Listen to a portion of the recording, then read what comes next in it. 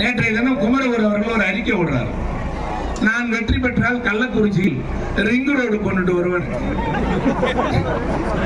எனக்கு கேள்வி கூத்தா இருந்துச்சு. கள்ளக்குறிச்சிக்கு புறவழி ரிங் ரோடு அறிவிக்கப்பட்டு சட்டமன்றத்தில் தீர்மானம் நிறைவேற்றப்பட்டு அதுக்கான பணிகள் நடந்து கொண்டிருக்கின்றது. வெக்கம் கேட்டு போய் என்ன நடக்குதுன்னே தெரியாம ரிங் ரோடு கொண்டுட்டு வரேன்னு சொல்றேன். அவருக்கு சட்டமன்றத்துக்கு இல்ல, பேப்பர் படிக்கிற பழக்கம் அவருக்கு இல்லைன்னு நினைக்கிறேன். நீ போய் அரசாங்கத்தில் இருக்கிற ஜீவோவை எடுத்துப்பார், ஜீவோவை எடுத்துப்பார். கள்ளக்குறிச்சிக்கு ரிங் ரோடு அறிவிக்கப்பட்டு லேண்ட் அக்விசிஷன் நடந்துகிட்டு இருக்குது.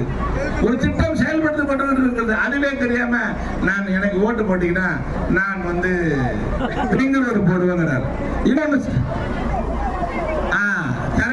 கரெக்ட் தெரியாம அவருக்கு எப்பயுமே தெரியாம வாயை விட்டுட்டு அப்பப்ப மன்னிப்பு கேட்பாரு. அது அவர் கை வந்த கலை, அது அவருக்கு புதுசு இல்ல.